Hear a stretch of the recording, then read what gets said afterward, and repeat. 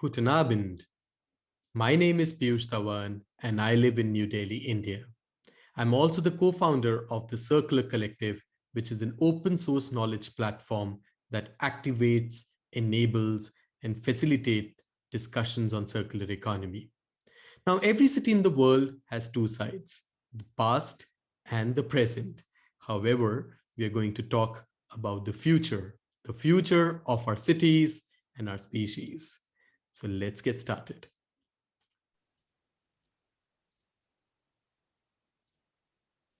Namaste from New Delhi. Until 2014, Delhi was one of India's greenest cities and perhaps also as one of the greenest capital city in the world. However, with rising population and urbanization, Delhi had to decrease its open spaces and green belts. Over 78,000 trees were lost in the past 10 years, which is on average one tree every hour over the past 13 years. Not surprisingly, Delhi is one of the most polluted cities in the world. In fact, all the 10 most polluted cities in the world are currently in India. What you now see is a fire brigade that is there not to suppress any fire. The firemen are actually cleaning the trees. Apparently, the leaves of the trees were not able to absorb any more pollution and provide oxygen to its citizens. Air apocalypse. Delhi government also bought these water guzzling smog machines which would try to suppress pollution. The $40,000 vehicle mounted cannon sprays fine water droplets at extremely high speeds. Can you imagine what it feels like to have such machines in a water-stressed city as Delhi? Traffic congestion, stubble burning, all increase the pressure on the existing infrastructure. This is how I got interested in cities and more particularly the future of cities. I really wanted to understand the root cause of the problem because clearly the solutions that we were applying in Delhi wasn't working. We live in something known as a linear economy. We take resources from the planet, we make products, and then once it's of no use, we just throw it. We don't know where the products are coming from and where it would go after its use.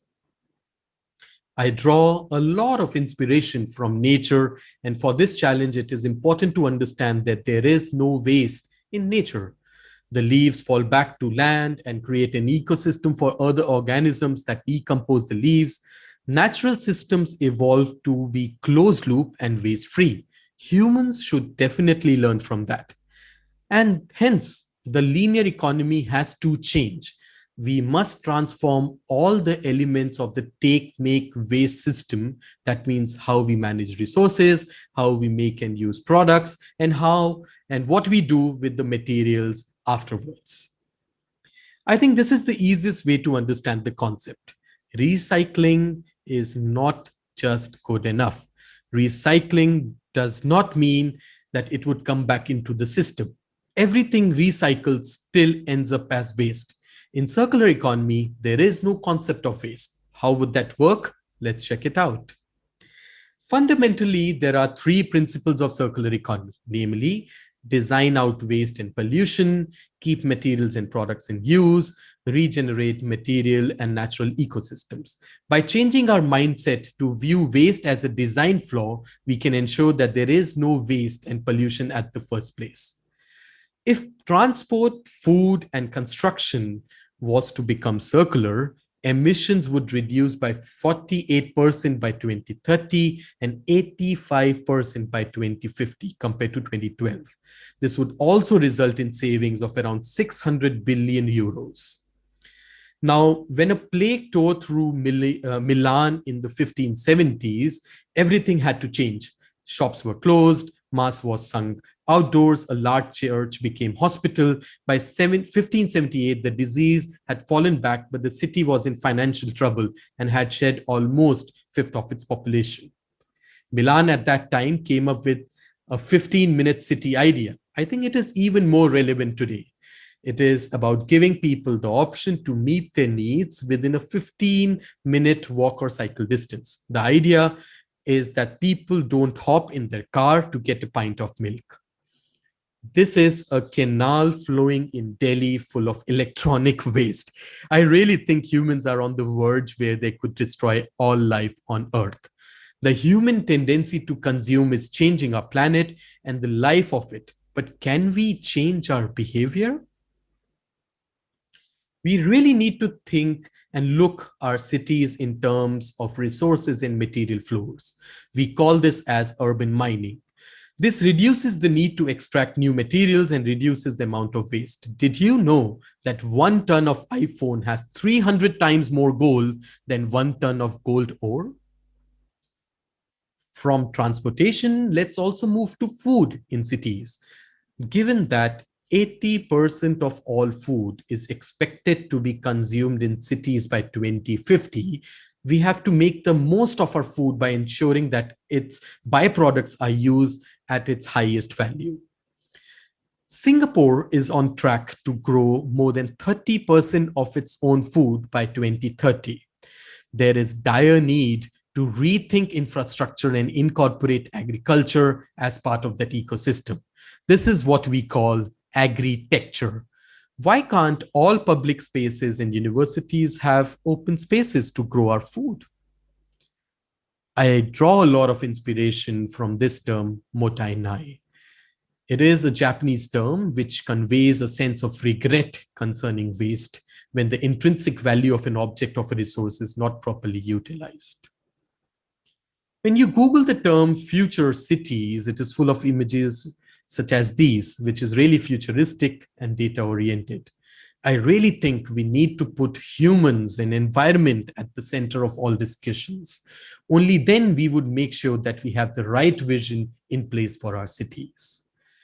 No one really knows what future holds for us. It is the actions we take now that define what is yet to come.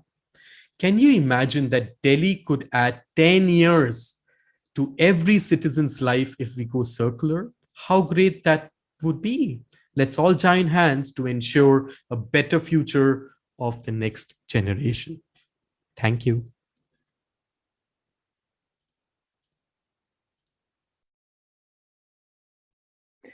Hi everyone, my name is Zheng Yiting. I'm from Taiwan, which is a lovely island next to the Pacific Ocean. Currently, I am studying in the University of Bremen and Marum as a PhD student. My work is mainly about the expedition and exploration to investigate the gas seepage from the seafloor. In the other word, it's like real life living in the Discovery Channel, cruising from the subantarctic area to South China Sea. Of course, except for the paper writing. Hi everyone, my name is Yiting Chen. Today I want to take you guys on a cruise and let's reach the deep blue ocean to visit SpongeBob. No, not SpongeBob. We're going to talk about scientific expedition in global sustainability, and I'm going to use one example from my project, which is the carbon cycle. So since most of us are living on the land, and of course at this time we're not allowed to travel so far, so we kind of might forget that Earth is mostly covered by the ocean. And to explore the deep sea area, people might regard it as exploring the inner space. And the impression of the ocean for everyone could be varied, and it could be like one of the beautiful memories from our holiday, and it's also home to many beautiful animals, creatures, organisms, like for instance dolphins and SpongeBob. And we have to always address back that is offshore is also one of the biggest reservoir of where the resource we're bearing. The resource here I would like to we're gonna talk about is the gas, which is the hydrocarbon, and how these gas plays the role of in the carbon cycle.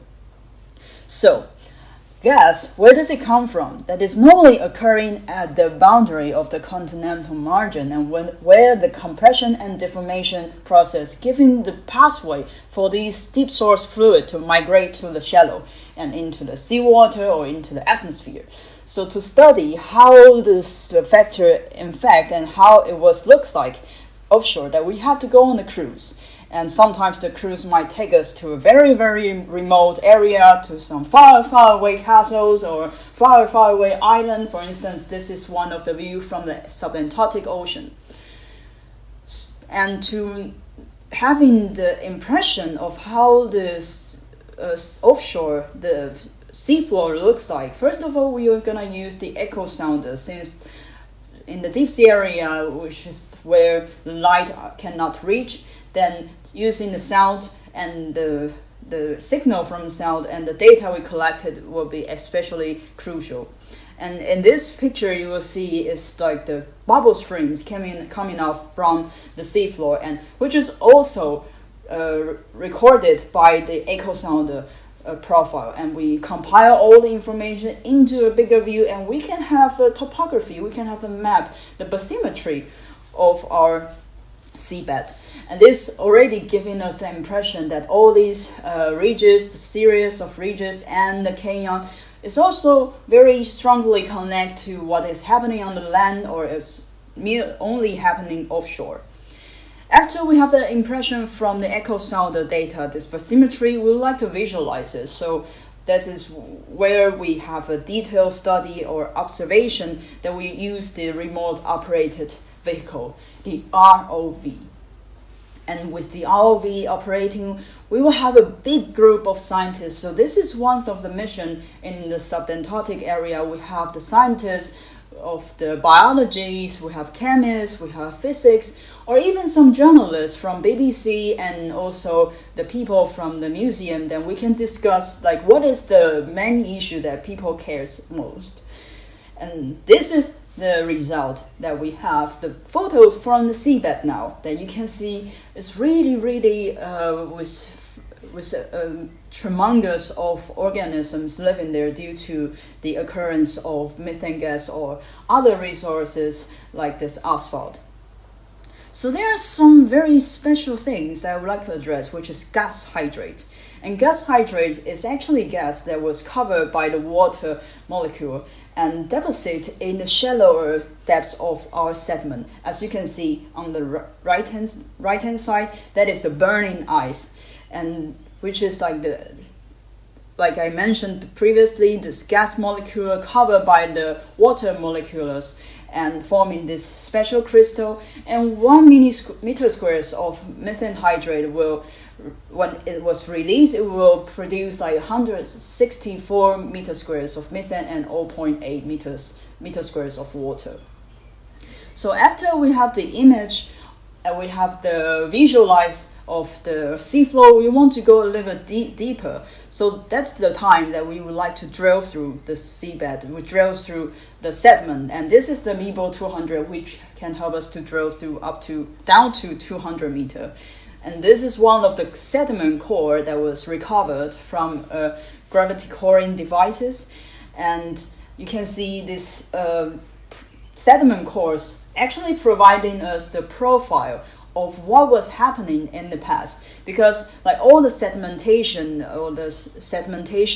occurred that is represent what was the product of the previous age or previous time.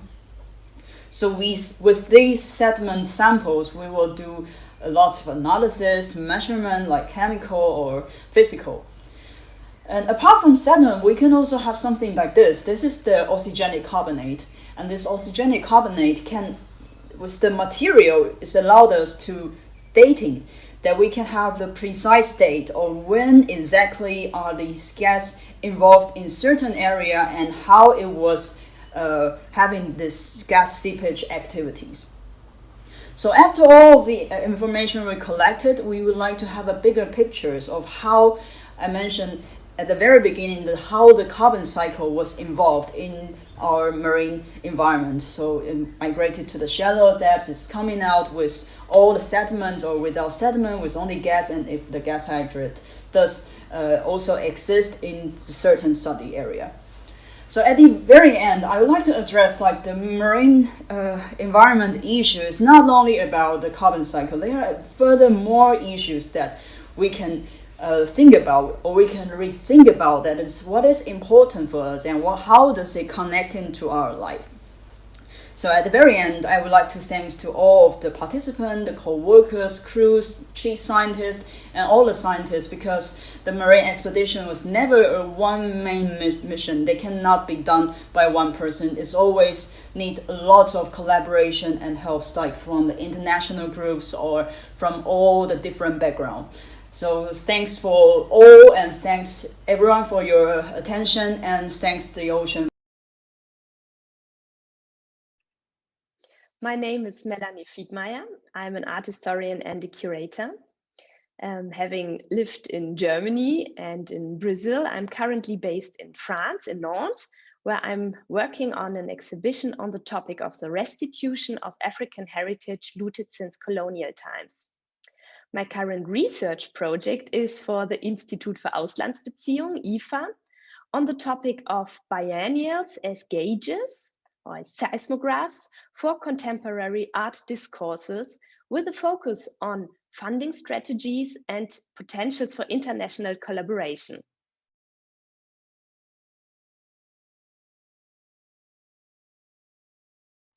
Like seismographs, biennials reflect current global art discourses, and they play an important role for the production of art. The term biennial initially refers simply to exhibitions that take place every 2 years, but generally also includes triennials and quadrennials. Well, the biennialization boom of the 1990s saw a paradigmatic shift from a largely Eurocentric art world to a strengthening of the global perspective on cultural discourses. Currently, there are more than 300 biennials for contemporary art worldwide, and they exist on every continent, including the Antarctic. Founded in 1895, the mother of biennials, La Biennale di Venezia, is still probably the most important event for contemporary international art production. The commissioner for the German pavilion for the past 50 years has been the IFA, which has a focus on biennial promotion and also initiated this study. But because of the large number and the extreme diversity of biennials, it is a big challenge for funding institutions to design funding of biennials according to their real needs. So my study aims at a survey of the promotion of biennials in order to identify both obstacles and potentials in the realization of biennials.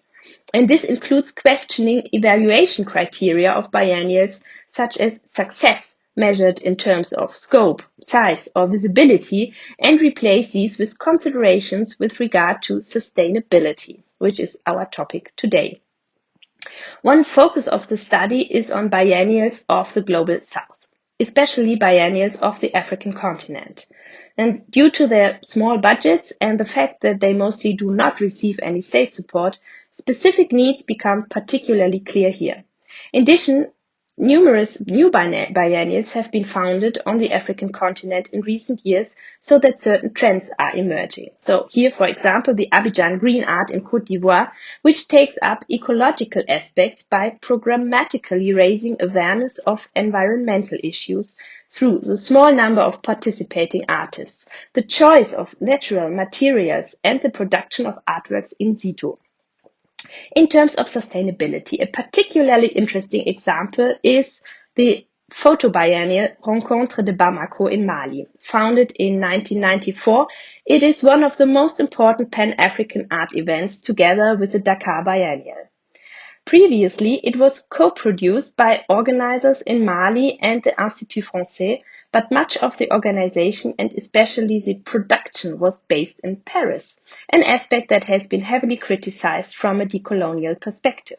So in 2019, for the first time, the entire production, including the printing of the photographs, was moved to Mali. So empowerment, emancipation processes, and the promotion of the local creative sector are crucial factors here.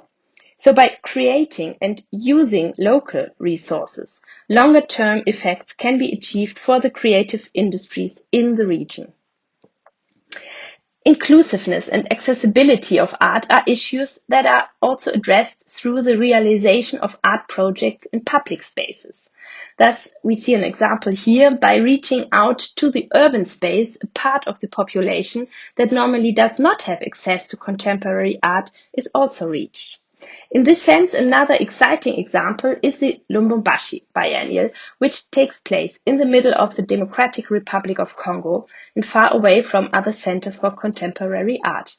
By virtue of its location alone, it plays an important role for the infrastructure of contemporary art in the region. It also gains particular relevance by addressing socio-politically relevant discourses and issues. Here we see an artwork photographed by David Chongo, Blackout Poetry from 2019, which deals with the colonial past and exploitation processes in the region, which is rich in natural resources.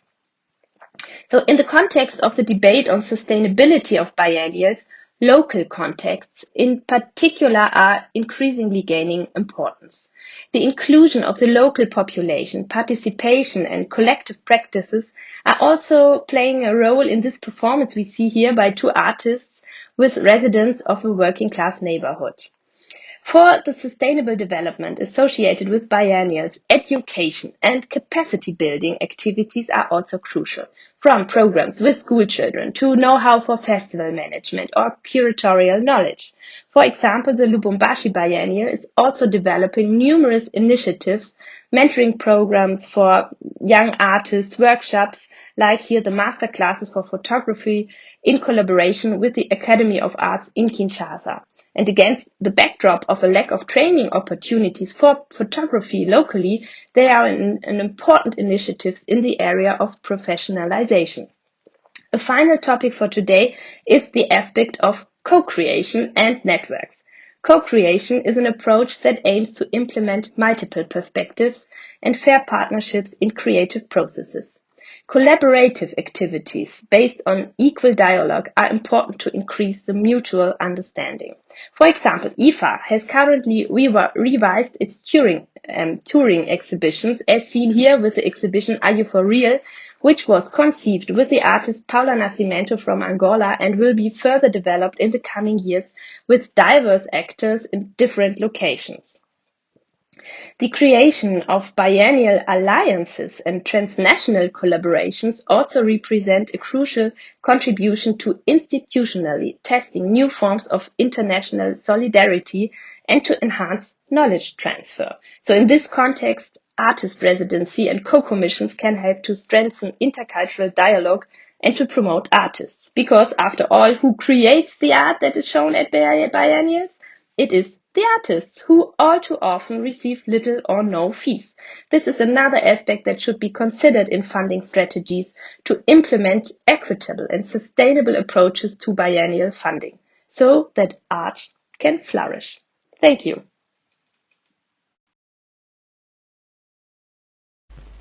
Good evening everyone, my name is Neha Chauhan. I belong to Himachal Pradesh, India. I am a doctorate fellow in School of Environmental Sciences, Jawaharlal Nehru University, New Delhi. Presently, I am working as a research scholar in Leuphana University, Lüneburg, Germany under DAAD binationally supervised fellowship. My research interests are Himalayas, mountain agriculture communities, their vulnerability to climate change and role of women in their sustainability. Thank you so much.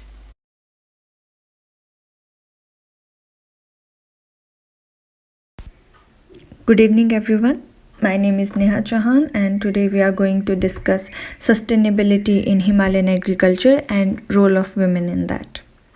Himalayas are the mountain ranges in South Asia and East Asia, separating Indian subcontinent from Tibetan plateau. The Himalayas are the youngest and most populated mountain ranges on earth, and it includes the highest mountain peak on earth called Mount Everest. It is spread across 5 countries, namely China, India, Bhutan, Nepal and Pakistan. But present study focuses majorly on Western Himalayas in India. To India, Himalaya is the source of our biggest rivers and natural resources. It covers 6.1% of the total land area of India and forms the northern boundary of India from Nepal, Bhutan and China. For the population in Himalayas, agriculture is the major source of livelihood. At least 80% of the Himalayan population depends on agriculture as their primary source of income, and the agriculture in Himalayas is subsistent agriculture, That means farmers majorly grows crops for their own uses instead of selling them in the market. Himalayan agriculture ranges from horticulture to silviculture. Major crops produced are tea, apple, orange, maize, wheat, barley, vegetables, and variety of pulses. Agriculture is practiced on all altitudinal zones from minimum 200 meters to as high as 5,000 meters. And despite the marginalized socioeconomic conditions and harsh topography, the major challenge faced by farmers in Himalayan area is still considered as climate change. The impacts of climate change in Himalayas is incremental. Himalayas are one of the world's most sensitive hotspots to global climate change. The impacts here manifest at rapid rate. Climate change in Himalayas is the major threat to agricultural communities there. Traditional farmers in Himalayas have observed significant climate changes in recent years, which has led to the reduction in agricultural productivity and the poor quality of crop. Unpredictable or reduced rainfall form the major perceived changes along with increased temperature and increased incidences of fogs and mist and extreme events. The increase in extreme events such as cloudburst, avalanche, and drought is responsible for unequal socio-economic conditions and poor treatment of livelihood in Himalayas. And as a coping strategies, farmers are using indigenous or traditional practices and traditional knowledge. These practices ranges from planting trees, creating water harvesting structures, using traditional tools, covering crops in winter to prevent from frost, and many more. Farmers are understanding the importance and need of sustainability, and they are moving forward with sustainable practices. The another major impact of climate change on Himalayan agriculture is that it has led to the decrease in income from farming and increased the cases of outmigration. Men from agricultural households are migrating to nearby cities in the hope of better income sources and widening and diversifying their livelihood opportunities. This has led to women being the major workforce in the fields. There is an overall increase of 2000% in rural outmigration from Himalayas to nearby cities such as Delhi, Chandigarh, Dehradun, and Punjab. With more rural outmigration, rural women assume a disproportionate share of responsibilities ranging from agricultural labor, reproductive and caring work to household work, and this has led to an increase in gender inequality. Remittances from the male working in the cities is often not enough for women to hire labor in the fields. In addition, women have lesser access to market opportunities, transportation facilities, and other facilities. This is further limited by cultural and societal constraints present in the Indian society. Despite a higher participation in sharing workload, the role of women in decision making is still insignificant. They are not the leaders or the major stakeholders of decision making. Their knowledge of the traditional practices and indigenous resources is often unreported. Women have proved at many times to be innate inventors when it comes to dealing with sudden external stress. And also they are housed to various indigenous information and sustainable practices. This shows the pressing need of our to reconsider the role of women as developmental actors, policymakers, stakeholders for better and significant transformative changes. We should integrate gender and social inclusion targets for all actions and policies. For most part yet, women have not gained much with respect to power relations. Decisions on farm management, field and cash crops or livestock are still mostly taken by men. be it from a distance or by some other male relative. These decisions are often based on economic considerations only, while women tend to take into account the social, cultural, nutritional, and climatic factors in their decisions. However, it appears that more gender roles change, the more women can utilize new spaces and opportunities, become innovators, and overcome challenges step by step. Thank you.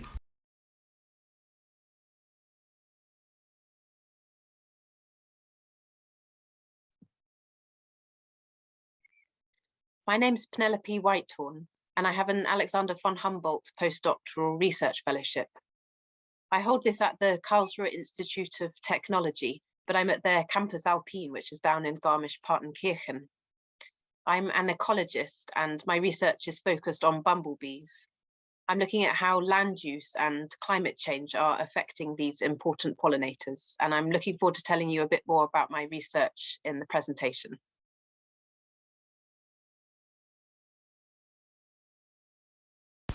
Most of us can get fruits and vegetables like this so easily we take them for granted, and I could add more to the picture like tomatoes and even chocolate.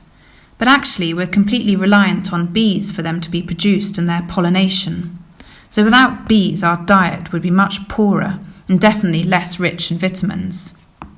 If people do think about bees, they usually imagine the honeybee, which is shown here. And this bee is really important, not least for the honey it produces, but is actually, on the whole, managed by humans, so it's more of a farm animal. And actually, numbers of honeybees around the world are increasing as more people get into beekeeping. I'm more interested in wild bees, in particular bumblebees, which are shown here. They're larger and fluffier than honeybees, and this means they can actually fly and pollinate for longer during the day and in colder temperatures. And they can also buzz pollinate, which is a very specific type of pollination that honeybees can't do. This bumblebee here is buzz pollinating this flower, and it's doing this by shaking the anthers at like a pepper pot to release the pollen. So it's buzzing at a very specific frequency, which then shakes the pollen out. And some plants, like tomatoes, need exactly this type of pollination. We also have lots of different species of bumblebees, just a handful of which are shown here. In Germany, we've got 40 different species, including some really rare alpine ones, and around the world there's more than 250 species. But unfortunately, they've not been doing so well in recent years. Lots of populations have been dramatically declining, and some species are at risk of extinction. And this is because more farmland is looking like this. It's being more and more intensively managed. So there are fewer flowers in the field margins, and also more chemicals are being used, like pesticides. So farmland is becoming more like a desert for bees. And climate change is another problem.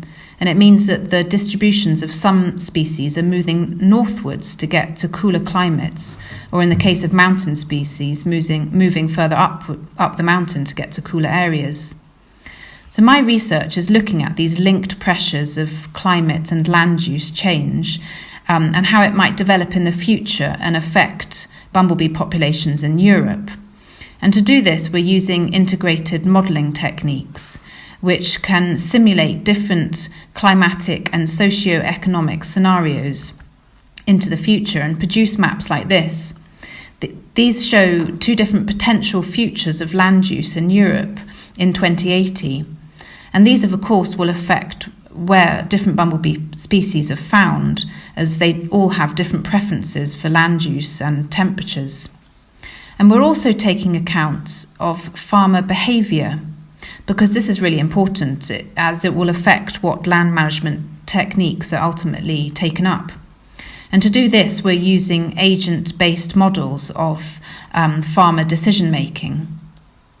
And hopefully all these computer modelling techniques will then help us to identify where the most vulnerable bumblebee populations are, and then where conservation and policy interventions need to be used to help to protect them. And computer modelling is great for looking at things like this on a large scale, but it's also really good to experimentally work with bumblebees to find out things in more detail. For example, how exactly is climate change and different temperatures affecting the survival of bees?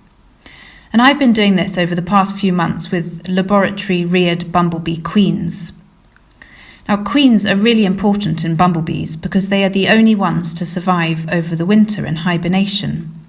And climate change might be affecting how well they can do this, because the warmer temperatures might mean they're actually less deeply asleep, and so they use up too much of their energy reserves over the winter. And also, different amounts of snow cover can affect their survival. So more snow means they're more insulated, and less snow might mean that they're more exposed to extreme conditions. And I'm lucky enough to work here, which is a perfect place for looking into these things and finding out exactly how they're affecting queen survival. So I hibernated groups of bumblebee queens at 3 different heights up the mountain outside of our institute. And at each height, I had 3 different snow treatments. And one was where extra snow was added, and one where snow was removed to make it more sort of extreme over the winter. And here's a group of bumblebee queens ready for hibernation. Each one is actually sitting inside a hair curler. And it's amazing how sometimes these random things can be really useful in an experiment. They're the perfect size to hold a bumblebee queen. So in that box we had 33 bumblebee queens, and we had 9 of those boxes in total. And each one we buried into the soil at a depth of 10 centimetres, which is an approximation of how deep they hibernate in the wild in the soil. And we also had temperature data loggers next to each box to measure the soil temperature all winter. And then we left our queens to sleep peacefully, and we only visited these sites once a week to shovel snow between the different treatments. And it was a really severe winter, so we dug them up in mid-February as we were concerned about their survival. As they're laboratory-reared bumblebees, they're not actually as tough as the wild ones. But amazingly, 90% of our bumblebees survived the winter, and we had more than 300 to start with. So we brought them back into the lab and put them in an individual box to see which ones would lay eggs and start a colony of their own. And it turns out that this is the tricky part of their life cycle, as not many have managed to do this. So we're still monitoring how our bees are doing at the moment, and it's work in progress. But hopefully we can use all these results to better protect our pollinators in the future. So this is a brief glimpse into my world of bumblebee research, and I hope you've enjoyed it. Thanks very much for your attention.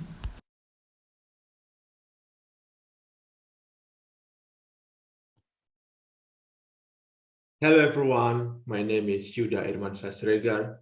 I come from Indonesia. Currently, I'm doing PhD research work at the Europa Universitat Flensburg, Department of Energy and Environmental Management. My overarching PhD theme is about energy transitions in my home country, with focusing on high renewable energy penetrations into the whole energy system. Hoping you enjoy my presentations.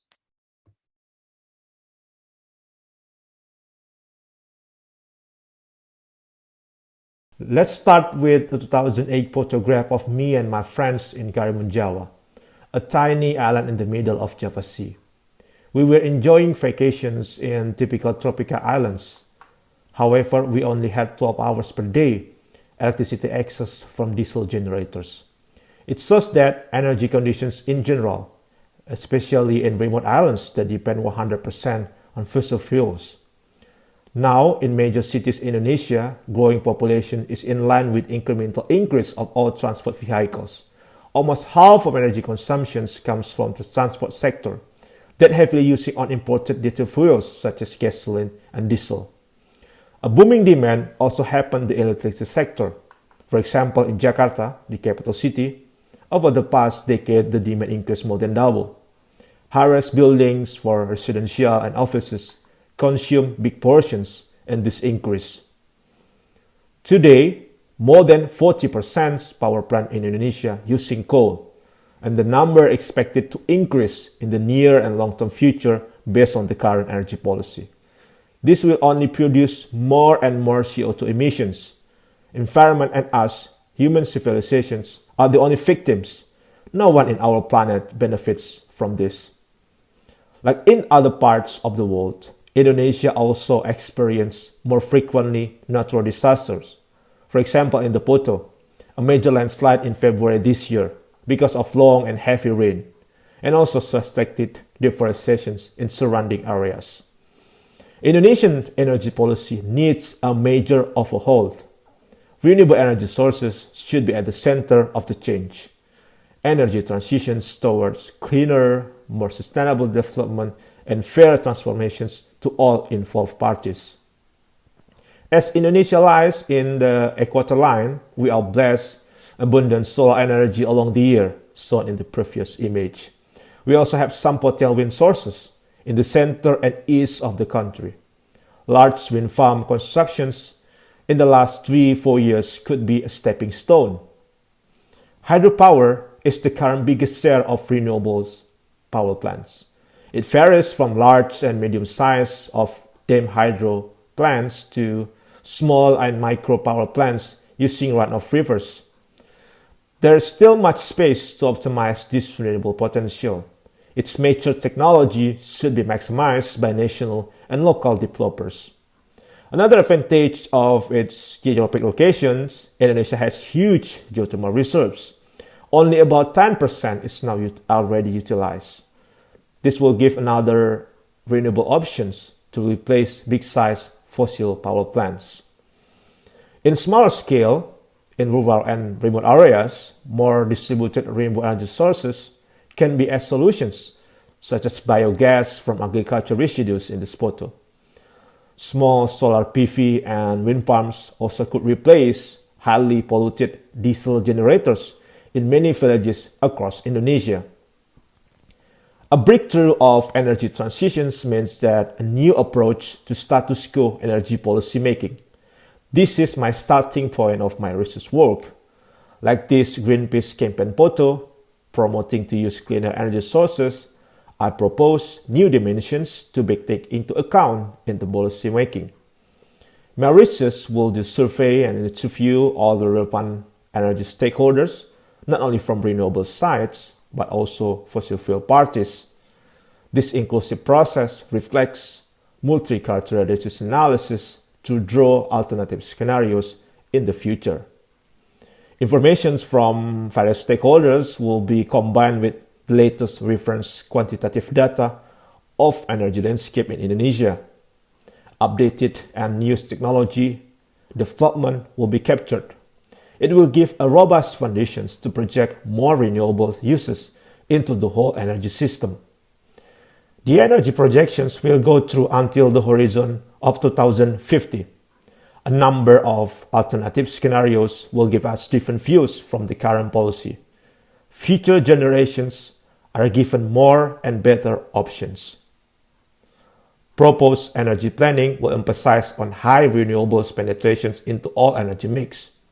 It needs all renewable energy potent sources to be integrated, such as solar energy, wind, hydropower, geothermal, and biofuels. More inclusive energy policy is expected to reduce gradually fossil fuel uses in all sectors. To simulate future energy scenarios, I use two modeling tools, Energy Plan and LEAP, or Low Emissions Analysis Platform.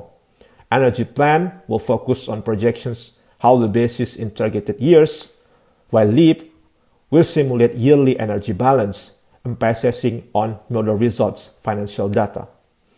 Electricity sector is my priority research work. The modeling task will explore new technologies to be integrated in the sector.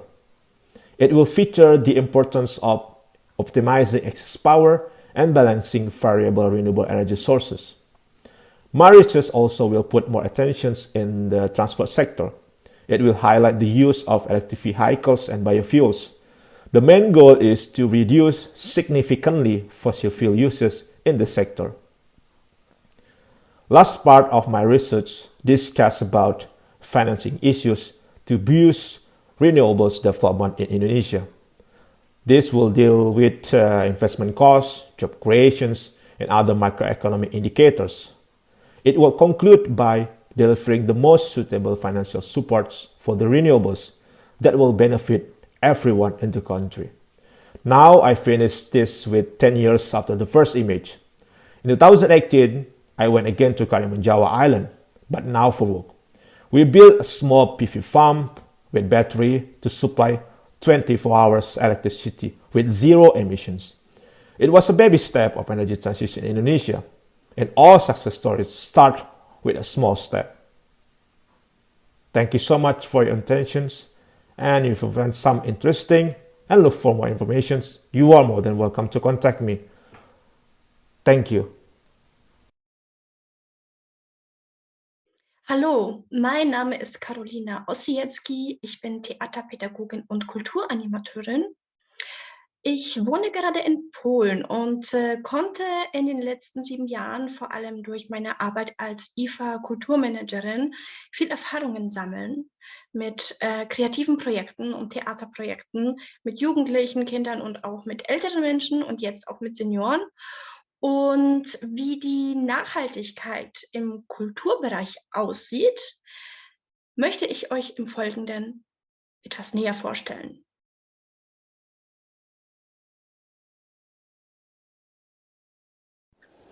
Nun, Kulturarbeit, das ist zum einen Kultur vermitteln und zum anderen Menschen in Kulturprozesse einbinden.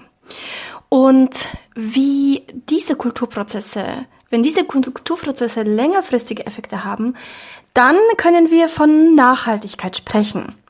Hier habe ich, um dies zu erreichen, einige Schlüsselelemente identifiziert, die meiner Meinung nach eine wichtige Rolle spielen, um diese Nachhaltigkeit positiv zu beeinflussen. Und dies ist zum ersten der Kontakt. Es handelt sich nicht um elektrischen Kontakt und um die Steckdose, sondern natürlich um den Kontakt zwischen Menschen und darum, die Menschen miteinander zu verbinden. Hört sich erstmal sehr trivial an, aber das ist die Grundlage, auf der wir in einem Kulturprozess arbeiten. Und das betrifft alle Menschen, jegliche Altersgruppen, wobei die ältere Altersgruppe hier auch besonders betroffen ist, diese in Kontakt mit anderen zu bringen, da sie explizit von Vereinsamung gefährdet ist, da man sich eher zurückzieht nach dem Berufsleben und so weiter. Allerdings, was auch wichtig ist, außerhalb des gewohnten Kontaktfeldes zu schauen und Menschen aus anderen sozialen Gruppen zu berücksichtigen dabei. Also vielleicht auch soziale Randgruppen, Menschen aus anderen Milieus, mit anderen ethnischen Hintergründen. Was auch ein wichtiger Faktor ist, das ist das Fördern. Hier sehen wir einen Förderturm, der Kohle aus der Erde fördert.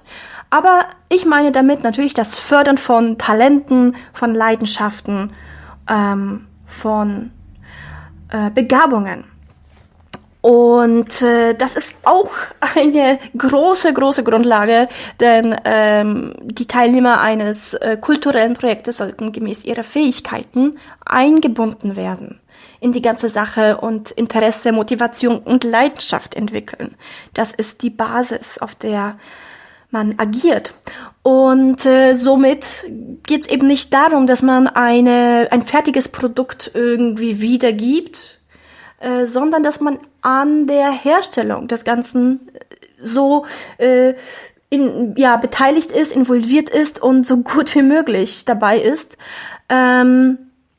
Hier eben sieht man ein Beispiel eines kulturellen Projektes, eines Theaterprojektes, an dem 3 ethnische, nationale Gruppen teilgenommen haben, Polen, Roma und Deutsche. Und es ging darum, die Geschichte dieser Gruppen in Oberschlesien zu zeigen. Der Schatten ist natürlich ein schönes Bild dafür, dass etwas im Verborgenen liegt und nicht sichtbar wird. Natürlich hoffen wir, dass wir damit etwas diese verschiedenen Identitäten beleuchtet haben und in ein neues Licht gerückt haben. Hier ein weiteres Element. Es geht um das Sprungbrett. Und zwar nicht ins kalte Wasser, sondern das Sprungbrett als Moment, man nimmt einen Anlauf und kann dann noch größere Sprünge machen. So sehe ich auch die Kulturarbeit. Hier ein Bild aus einem Flashmob, den wir veranstaltet haben zum Jubiläum des deutsch-polnischen Nachbarschaftsvertrages. Haben wir eine Grenze aufgestellt und diese dann umgeworfen, geöffnet, sodass sich der Warschauer Kulturpalast und der Berliner Fernsehturm treffen können. Es hat im öffentlichen Raum stattgefunden, was meiner Meinung nach eine sehr wichtige Rolle spielt, dass man eben nicht so im Versteckten und im kleinen Kämmerlein agiert, sondern in der Öffentlichkeit auftritt. Hier ein Beispiel aus einem Kostüm- und Theater-Tanzprojekt Triadic Dance, inspiriert vom triadischen Ballett aus dem Bauhausumfeld, haben wir in der Kulturhauptstadt Breslau aufgeführt und an einem öffentlichkeitswirksamen Platz. Doch es ist nicht die Außenwirkung, auf die es ankommt. Denn das Wesentliche, das ist das, was innen passiert, also Persönlichkeitsentwicklung, Gruppenerfahrung, Wachstum, Aktivierung und natürlich auch Annäherung. Ein Beispiel einer sehr intensiven Methode, die dazu da ist, um Unterdrückungsmechanismen aufzuzeigen und zu überwinden, ist beispielsweise das Forumtheater. Hier gibt es einen Unterdrücker und einen Unterdrückten, der sich dann aus diesem Machtgefälle befreien möchte. Diese Befreiung ist auf verschiedenen Ebenen angelegt. Schon jede Aktivität, die Kreativität fördert und aufleben lässt, ist eine Art von Befreiung. Ein Wachstum, wie man hier an dieser Pflanze sieht. So sehe ich wirklich diese Arbeit an als eine Berufung, denn wir bereiten den Boden. Innerhalb eines Projektes bereiten wir den Boden, dass aus einem Samen eine Pflanze werden kann. Also die Umgebung ist entscheidend, was dort passiert, wer aufeinander trifft. Das bringt einen weiter, öffnet Horizonte, lässt einen von einer neuen Seite erleben, reicher werden, Selbstvertrauen gewinnen, sich mehr zutrauen und ist nachher hoffentlich an einem anderen Punkt als davor.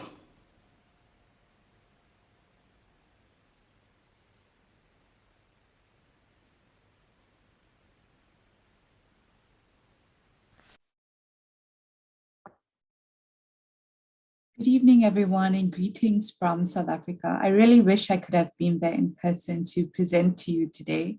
My name is Bhavna Dionarain.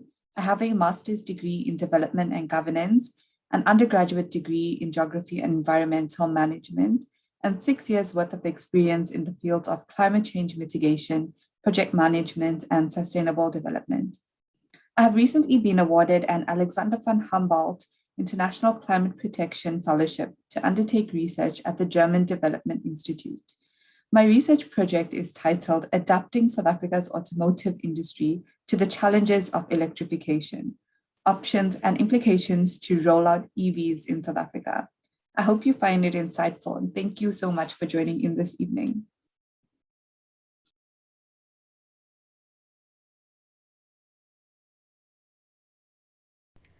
The transport sector across the globe is a significant contributor to greenhouse gas emissions.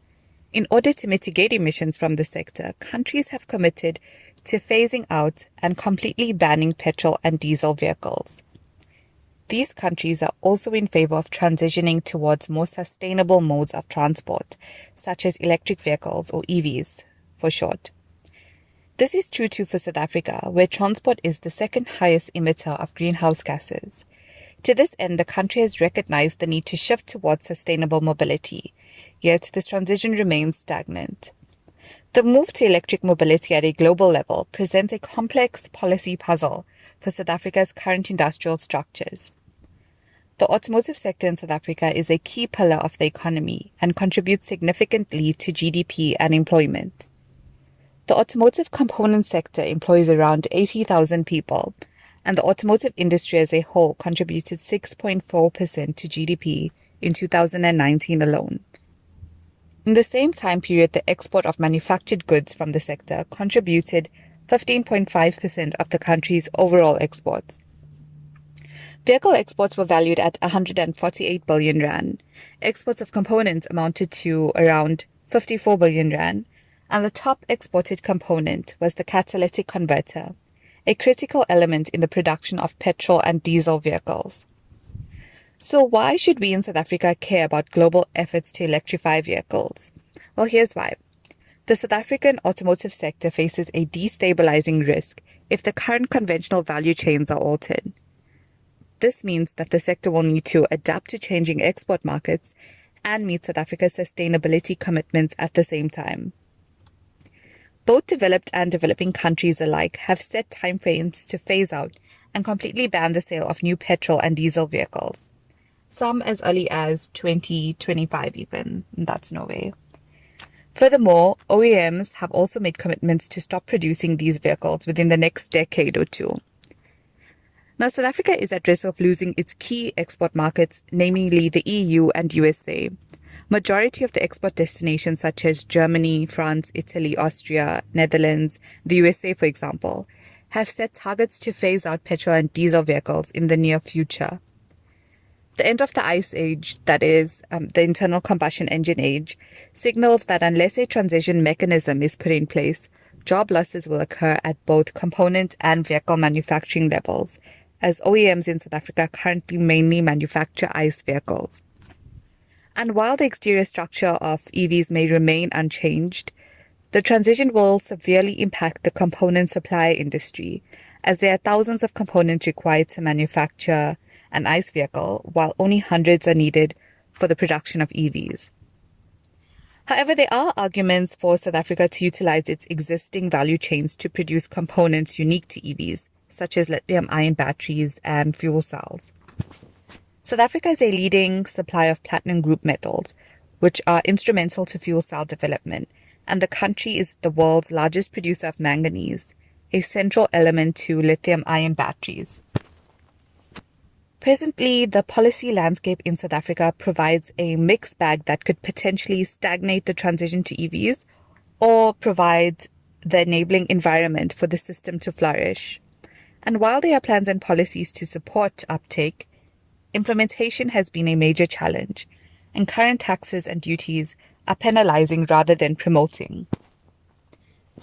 The key question is, how do we adapt South Africa's automotive sector to embrace opportunities associated with the electric revolution? One avenue is to provide strong policy support that promotes the uptake and production of EVs in the country.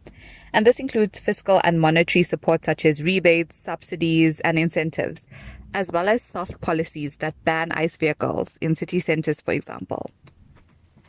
In terms of model variety, the only EVs on offer in South Africa are the BMW i3 and the Jaguar I-Pace, and these cater mainly to the highest income groups in the country, making them extremely unaffordable and out of reach to majority of South Africans.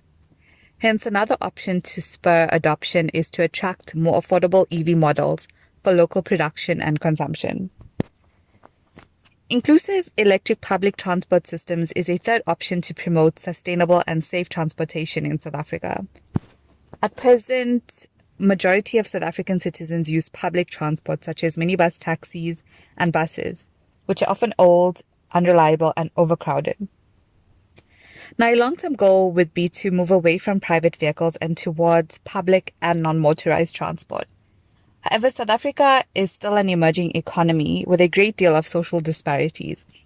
And as the middle class continues to grow, so too will demand for private vehicles, which is unsustainable unless these vehicles are electric and powered by renewable electricity. In the medium term, there's an opportunity to achieve sustainable mobility targets and grow a competitive automotive manufacturing industry, and that is by manufacturing locally manufactured e-buses and e-taxis. As South Africa is the most advanced automotive manufacturing location within Africa, there's also a potential to export these e-buses and e-taxis to the rest of the continent. Reducing emissions from transport and maintaining a thriving automotive sector is a complex industrial and environmental policy puzzle. This research paper aims to unpack how South Africa could use the next 20 years to innovate, save the industry, and achieve climate commitments and targets. The optimal outcome for South Africa's climate-compatible growth and development would be a country manufacturing energy-efficient technologies and utilizing e-mobility systems that are powered by renewable energy. This requires smart governance and smart planning to successfully achieve a just and meaningful transition in the country.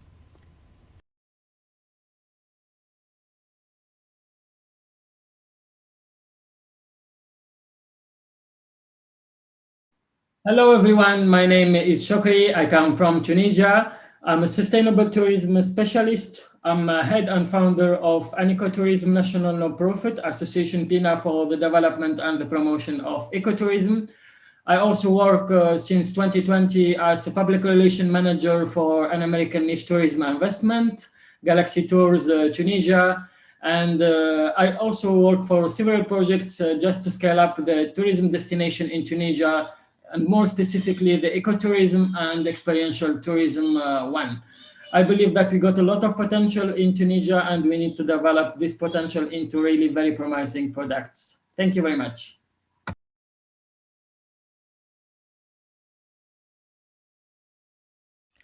Let me ask you a few questions on how do you feel right now?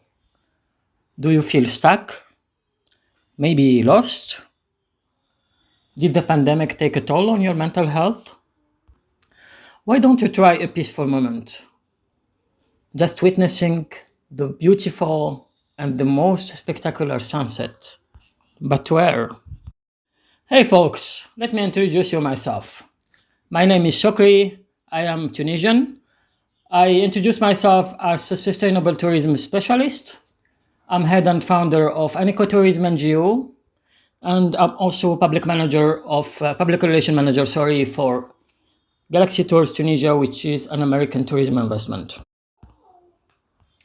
Galaxy Tours actually is a niche tourism investment company with team members in the United States, Tunisia, and Europe. Our aim is to create immersive travel experiences at Star Wars film sites, but also through securing critical cross-sector partnership and with multiplying local stakeholder benefit. But the big question is, why Tunisia? You know, Tunisia is linked to the genesis of Star Wars franchise. It's also a real-world home to fictional Tatooine and Skywalker origin stories. It is the country with the most number of unique Star Wars film sites, 12 in total. It is also featured in 4 live-action Skywalker saga films and The Mandalorian. Today, as the pandemic subsides and travel tentatively resumes, I would love to invite you to come and visit Tunisia. But of course, not everywhere in Tunisia. Well, our country is a very beautiful country, but I would love to invite you to an off of a beaten track experience. Our company vision today is to preserve all Star Wars film sites in southern Tunisia as historical landmarks of worldwide cultural value. But how? Through Galaxy Tours investment, we aim to restore Star Wars film sites to reflect exact location, shoot condition, and decor. We also like to generate transformative, sustainable local economic benefit via film site investment. Spearhead immersive Star Wars tourism experiences and special events at the sites. Compile a comprehensive history of Star Wars franchise filming specific to Tunisia, and promote global discovery of Tunisian contributors to Star Wars franchise production. At the end, we would love to awaken the selfless hero in Galaxy location not so far away. Isn't this awesome? I'm sure it is. You know, as a company, we are very well connected to the Star Wars fandom, but we are also very well connected to the fan base worldwide, whatever it is in United States, in Europe, and we have a lot of potential. All we need to do today is get things done and just invite you to visit Tunisia and visit Star Wars location. Are you ready for it? No matter if you are a Star Wars fan or not, as I do, but I'm sure that you will be having a lot to experience in Tunisia. Trust me, just give it a try. I'm sure you have all heard about the terrorist attack that happened in Sousse on June 26, back to 2015. This attack which led to the death of 39 foreign tourists. Since then, you know that the Tunisian tourism sector has been greatly affected by the downturn in tourism numbers. I can let you guess today, since the pandemic, how much the country had lost, namely in jobs and of course in its travel industry. Visits to cultural heritage sites, such as the Star Wars sites, have dropped by more than 90%, and communities depending on the tourism sector have been drastically decimated. I'm sure that the COVID-19 and the pandemic has given us a time to pause and reflect about the future and about potential sustainable solution we need for our future. And especially for the tourism industry, which is highly affected by the pandemic, I would say the most one. So there is a huge need to reflect on new models, especially for countries such as Tunisia, where the role of the tourism is really vital, and we need to build, of course, healthy destination.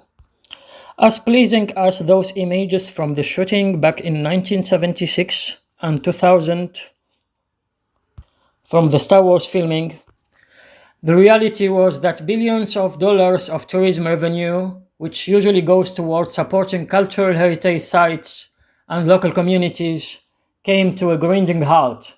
The impact was devastating. Combining the American and the European market, the Star Wars market has an enormous spending power. And for sure, they can afford a high-quality experience in Tunisia. With such a large spending powers, the Tunisian destination will fly again.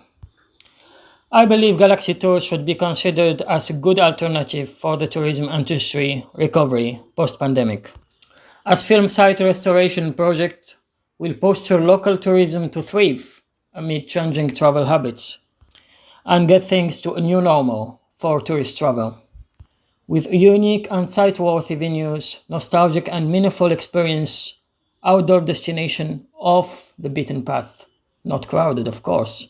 Whatever you are alone or in small groups or with family, this will be a unique and amazing experience. Sustainability isn't really simple. It can't be boiled down. It isn't a quick win. But through sustainable traveling, we can make the change happen. So come to Tunisia. May the force be with you.